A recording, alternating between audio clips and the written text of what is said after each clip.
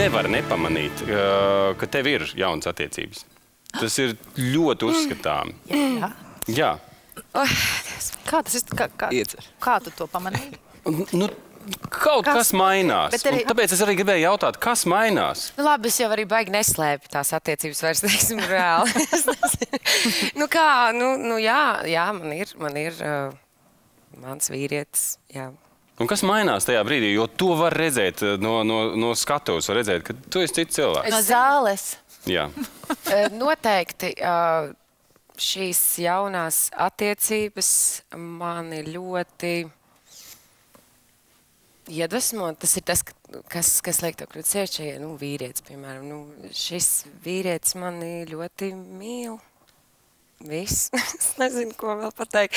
Es jūtos ļoti labi. Man nav vajadzīgas... Protams, visiem attiecībās pienāk kāds brīdis, kad vajag pakšķēties. Man jau arī patīk tas tornado kaut kur, ja? Vajag. Bet paldies Dievam vai par laimi, mēs esam ļoti līdzīgi savā starpā. Gan vizuāli, gan raksturiezīmēs. Mēs esam kā... Tas ir visiem draugiem uz zināms. Mēs esam, principā, labākie draugi bijuši jau kādus 7 gadus. Un tas ir ļoti dīvaini. Es tāpēc saku, man ir grūti runāt par šīm attiecībām vēl piedāvājumu, tāpēc, ka es tikai nesen esmu izbeigusi to laulību. Oficiāli mēs gan nedzīvējam jau kādu laiku kopā, jau gadu. Bet... Šīs attiecības man ir ļoti svarīgas. Vai tagad pēc šīs pirmās, kā lai saka, negatīvās tieši laulību pieredzes, vai tu kaut kā savādi? Nē, bet tādā ziņā, ka tev bija tik ļoti vajadzīgi un varbūt otram netika, vai tu tagad uz laulību kā institūciju skaties pilnīgi savādāk un tu varētu pat atzīt, ka viņi tev nav vajadzīgi vispār? Vai tomēr tu gribētu vēlreiz precēt? Vienu brīdi, protams, es bļauju, ka es vairs nekad neprecēšos. Tā, bet kā, šī...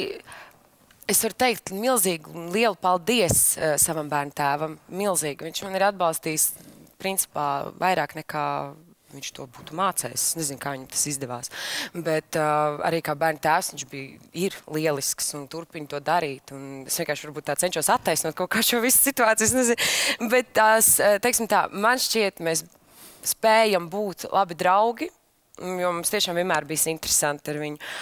Mēs spējām radīt skaistus, paskaidrus dēlus, skaistus, talantīgus, interesants, emocionāls cilvēkus, personības, bet mēs nevaram iet kopā paralēli. Mums katram ir pilnīgi cits redzējums. Ja es esmu ar pātagu lekšu tur tagad jā, bet es vairāk domāju, kāds ir tagad tavs redzējums par laulību? Par laulību? Nē, noteikti precēties, nē.